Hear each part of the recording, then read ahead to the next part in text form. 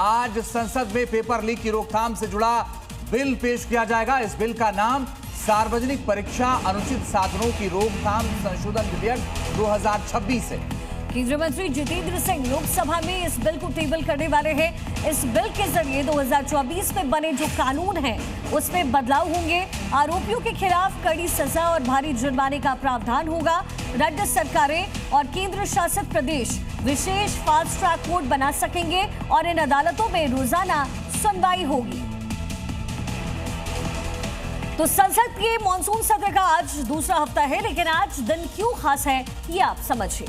दरअसल सरकार आज पेपर लीक पर बिल पेश करने वाली है। ऐसे में सवाल ये उठ रहा है, क्या संसद चलेगी? क्योंकि विपक्ष के जो तेवर हैं उसे देखकर यह कहना मुश्किल है। तो क्या आज भी वही होगा जो पिछले पूरे हफ्ते हुआ? क्योंकि हंगामे के आसार हैं और उसकी वजह क्या है वो इस रिपोर्ट में आप समझ जाएंगे।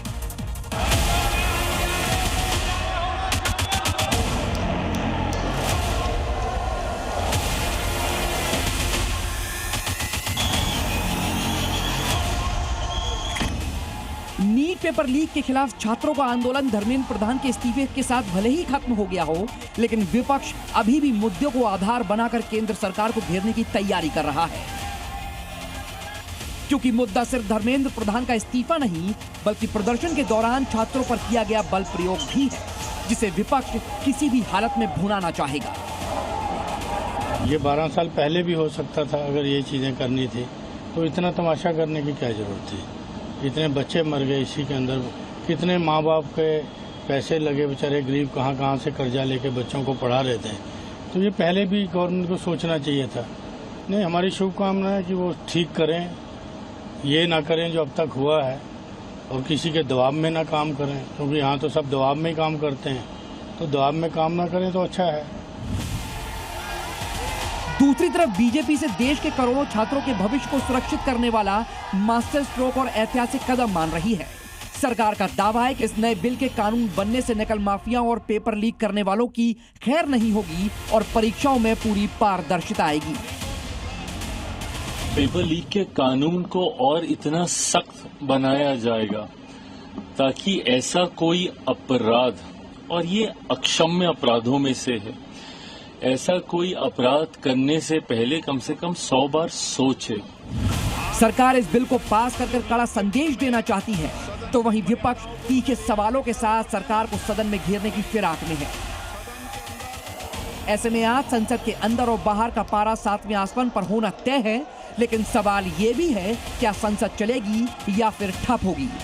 हमारी ये बड़ी कवरेज जारी है, आप बने रहिए जी न्यूज के साथ।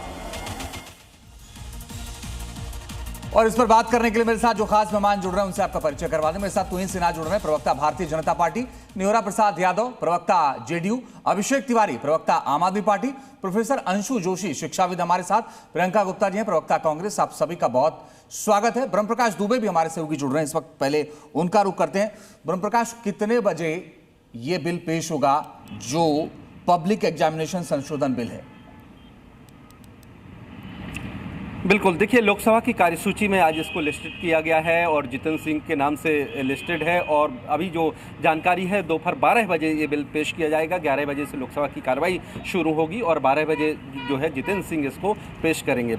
इस बिल में जो प्रावधान है, जो सोर्सेज से जानकारी मिल रही है, 2 महत्वपूर्ण चीज़ें हैं। देखिए कि एक तो जो इन्वेस्टिगेशन में वक्त लगता है उसकी टाइम लिमिट जो है रखी गई है। दूसरा जो निर्णय आने की प्रक्रिया है, अदालतों में भी जो वक्त लगता है, तो अब ये रखा गया है कि भाई 3 महीने के भीतर इस पर हर हाल में निर्णय आ जाएगा कि जो भी कल्प्रिट हैं उन पर कार्रवाई होगी। तो इस बिल के ये 2 महत्वपूर्ण प्रावधान हैं। और आपको बता दें कि एनटीए को लेकर कल ही सरकार की तरफ से टास्क फोर्स का भी गठन हो चुका है। तो एनटीए का पूरा बदलाव भी होगा। तोहिन जी से सबसे पहला सवाल ले लेते हैं। तोहिन जी, एक हफ्ते तक संसद नहीं चल पाया, क्या विपक्ष को साथ लेने में लेकर चलने में आप नाकाम रहे? आपको लगता है कि जानबूझकर के विपक्ष ने ये किया है? और क्योंकि अब नया बिल आ रहा है, तो आपके हिसाब से कितना बदलाव होने जा रहा है? नमस्ते शिखा जी, सबको नमस्ते। देखिए, पिछले 72 घंटों में 4 बहुत बड़े निर्णय लिए गए हैं। सबसे पहला कि सभी जो पेपर लीक के केसेस हैं देश भर में उनको फास्ट ट्रैक किया जाएगा। 3 हाईकोर्ट ने बिल्कुल 12 घंटे पास होने वाला है। अब एक बिल प्रस्तुत होने वाला है जो कि एक बहुत ही भयावह बिल होगा।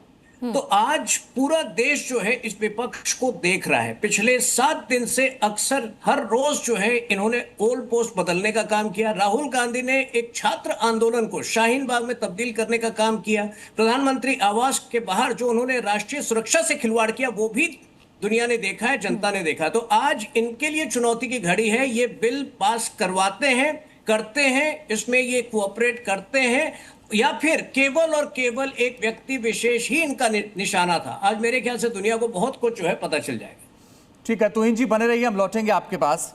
प्रियंका जी, बिल 2024 में भी आया था और 12 फरवरी 2024 को ये पास हुआ, फिर 21 जून 2024 को बिल लागू हुआ था। हम ये तब भी उम्मीद कर रहे थे कि पेपर लीक रुक जाएगा, मगर नहीं रुका। इस बिल से क्या उम्मीदें आपको?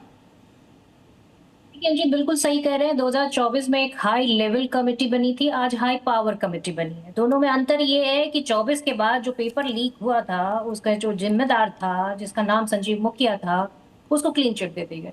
अब सवाल ये है कि जब सबूत ही नहीं होंगे तो फास्ट ट्रैक क्या करेगी, कोर्ट क्या करेगी, वकील क्या करेगा, दलील क्या करेगी। तो वास्तविकता ये है, इससे आई वॉश है और कुछ नहीं है। आज जरूरत है कि शिक्षा के बजट को जिस तरह से घटाया जा रहा है उस पर सवाल जवाब हो। शिक्षा के बजट को आधा कर दिया गया है, सरकारी स्कूलों को बंद कर दिया गया, आरक्षण को लगातार उस पर कुंडली मारकर भारतीय जनता पार्टी बैठी हुई है, शिक्षा सिस्टम को पूरी तरीके बर्बाद कर चुकी है। एनटीए जैसी संस्था का कोई मतलब नहीं है। लेकिन अब अगर संशोधन हो रहा है, बिल आ रहा है, तो एक अच्छे विपक्ष के तौर पे आपको तो वहां समर्थन करना चाहिए।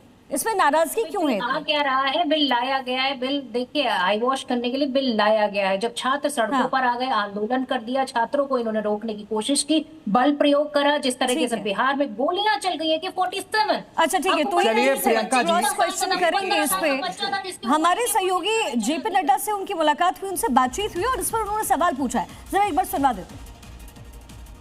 हाउस चलने वाला है आज, बहुत लेट हो रहा है सर। हाउस चलेगा सर आज? सर हाउस चल। तो सवाल पूछा गया जेपी नड्डा से, वो सदन पहुंच गए जेपी नड्डा, बड़ी बात यह है। मगर प्रियंका जी, मैं आपके पास आऊं, लेकिन आज राजनीति से हटके अगर हम थोड़ी बात करें कि कैसे पेपर लीक रुके छात्रों के हित में, तो बेहतर होगा। अंशु जोशी जी, मैं आपसे जानना चाहता हूं, राधाकृष्णन कमेटी ने बहुत सारे सुझाव दिए थे और उन्हीं सुझावों को देखते हुए बिल लाया गया था। उसके बावजूद वो नहीं रुक पाया पेपर लीक। अब हम 26 में हैं और कड़े कानून फिर से बनाने जा रहे हैं, तो क्या आपको लगता है कि रुक जाएगा? अजीत शो पर आमंत्रित करने के लिए बहुत बहुत धन्यवाद। देखिए, पेपर लीक की जो ये समस्या है, ये आज से तो है नहीं। हम लगभग 70 सालों से, देश की आजादी के बाद से हमने देखा है कि लगातार अलग अलग राज्यों, केंद्रीय स्तर पर पेपर लीक हुए। इसमें कांग्रेस और भाजपा और आप और ये सब हम ना करें, इसका राजनीतिकरण ना करें। 3 स्तर पर हमको देखने की आवश्यकता है। एक तो जो पेपर सेटर्स हैं, तो उनकी इंटीग्रिटी की बात आ जाती है। एक जब पेपर प्रिंटिंग के लिए जाता है तो वहां से लीक होने की संभावनाएं होती हैं। और यदि कंप्यूटर बेस्ड हो रहा है या जिस सेंटर पर आयोजन हो रहा है वहां से, या कोई कोचिंग, कई बार इंस्टीट्यूट्स जुड़े होते हैं, तो इसके लिए आपको उच्चतम तकनीक, एक बहुत हाई इंटीग्रिटी वाले जो सेटर्स हैं या स्टेक होल्डर्स इसमें इन्वॉल्व हैं, उनको शामिल करना, और इसके अलावा नियमन को या दंडात्मक प्रावधानों को और कठोर बनाना, कठोरतम बनाना आवश्यक है। ये एक वेलकमिंग स्टेप है देखना कि जो ये 10 करोड़ के जुर्माने और 10 साल की सजा का प्रावधान सरकार लेकर के आ रही है।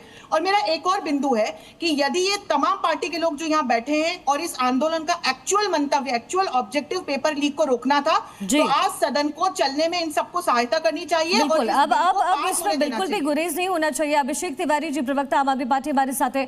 अभिषेक जी, अरविंद केजरीवाल हमेशा शिक्षा मॉडल की बात करते थे। आज जब ये बिल टेबल हो रहा है तो आप समर्थन करेंगे? क्योंकि पंजाब में आपकी सरकार है और उस पर भी गाज गिरती नजर आ रही है। पेपर लीक का मुद्दा आप जानते ही होंगे, गहरा गया एक बार वहां भी।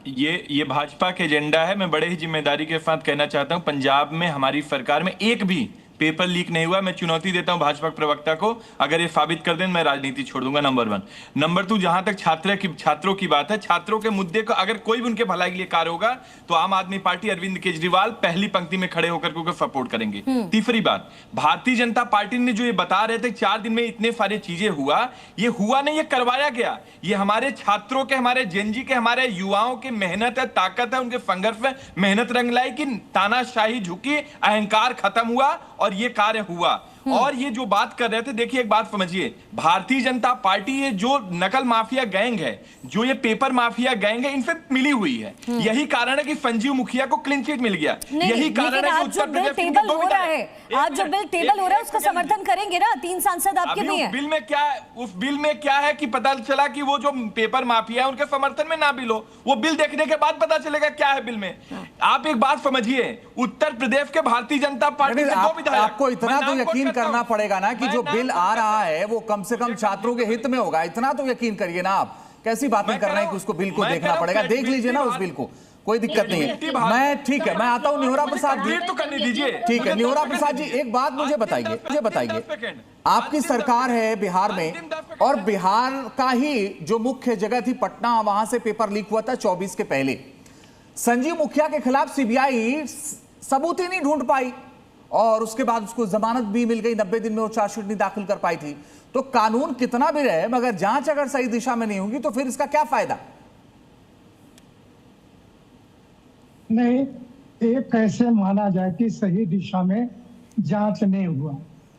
हम टीवी पर बैठकर किसी पर आरोप लगा दें कि अमुक व्यक्ति अपराधी है, अमुक व्यक्ति पेपर लीक कराया, इससे तो नहीं होता है। जो बिहार की सरकार ने सारे मामलों को सीबीआई को दिया और सीबीआई ने कहीं संजीव मुखिया पर आरोप नहीं देखा तो क्लीन चिट दे दिया। कहीं न कहीं आपको विश्वास कानून और जांच पर करना होगा, अन्यथा राजनीति करने का तो प्रियंका जी, अब क्योंकि आप लोग लगातार मांग कर रहे थे कि शिक्षा मंत्री का इस्तीफा हो गया, लगातार वीडियो संदेश प्रधानमंत्री जारी कर रहे हैं। अब आपसे एक निवेदन किया जा रहा है कि राष्ट्र के हित के लिए संसद को चलने दीजिए। करोड़ों रुपए खर्च होते हैं एक दिन की कार्यवाही पर, अब तो कह दीजिए कि हाँ भाई चलने देंगे, आने तो दीजिए, देखिए तो सही कि बिल में है क्या।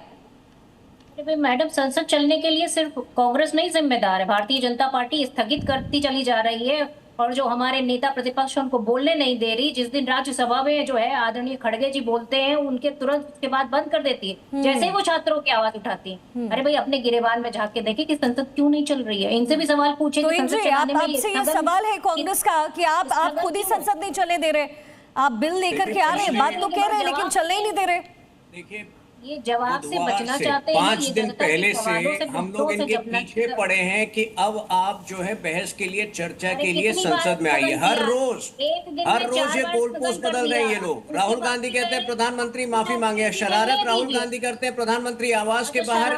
रोज नए बहाने जो है ये लोग कर रहे हैं जिससे कि बहस स्थगित हो। मैं एक सवाल पूछ रहा हूँ, मैं आपसे एक सवाल पूछ रहा हूँ, 2024 का जो कानून आया था, राहुल गांधी डिस्कशन में थे भी नहीं? राहुल गांधी तो डिस्कशन में थे ही नहीं। वो बिल जब लाया गया था 2024 का, prevention of unfair practices act, Rahul Gandhi में इतनी जिम्मेदारी नहीं थी कि वो सदन में उस वक्त मौजूद रहे। दूसरा, पिछले 1 महीने में 3 राहुल गांधी की अपनी प्री शेड्यूल्ड रैलीज जो है कैंसिल करनी पड़ी है, क्योंकि उनका जो रहस्यमय फॉरेन वेकेशन है वो खत्म नहीं हो रहा था। तो आप लोग जो है छात्रों की बात ना करें, अब सीधा संवाद हो रहा है, सीधा संवाद हो रहा है छात्रों और सरकार के बीच। और कांग्रेस जो है, कांग्रेस जो बिचौली बनने का काम कर रही थी, कांग्रेस का यहाँ पे कोई स्थान नहीं है। तो क्या अपनी राजनीतिक रोटियां सेकने के लिए जो विपक्षी पार्टी है तुहिन जी, वो लगातार विरोध कर रहे हैं आपके हिसाब से? उनकी भी जो बहुत सारी मांगे हैं कि अब भाई बिल ही बनाना था, आपको संशोधन करना था, 12 साल पहले क्यों नहीं किया? ये डेवलपमेंट तो पहले हो जाने चाहिए। सदन में आकर रूल्स और प्रोसीजर के तहत बहस तो करे ना, रोज नए बहाने मत बनाए। इसलिए मैं कह रहा हूँ आज एक ऐतिहासिक दिन है। आज पूरे विश्व की नजर हमारे पार्लियामेंट पर है कि कौन जो है सार्थक डिस्कशन में पार्टिसिपेट करेगा और कौन जो है नए बहाने करेगा ताकि डिस्कशन ना हो। आज शाम तक जो है बहुत सारी चीजें क्लियर होंगी। कुछ क्लियर नहीं होगा। ठीक है, चलिए तुहिन जी और प्रियंका जी, बहुत बहुत शुक्रिया आप सबका हमारे साथ जुड़ने के लिए और इस चर्चा में शामिल होने के लिए। तो अब से थोड़ी देर बाद 12 बजे बिल पेश होगा, हमें इंतजार करना होगा कि इस बिल में और क्या कुछ होता है। लगातार अपडेट आपको देंगे।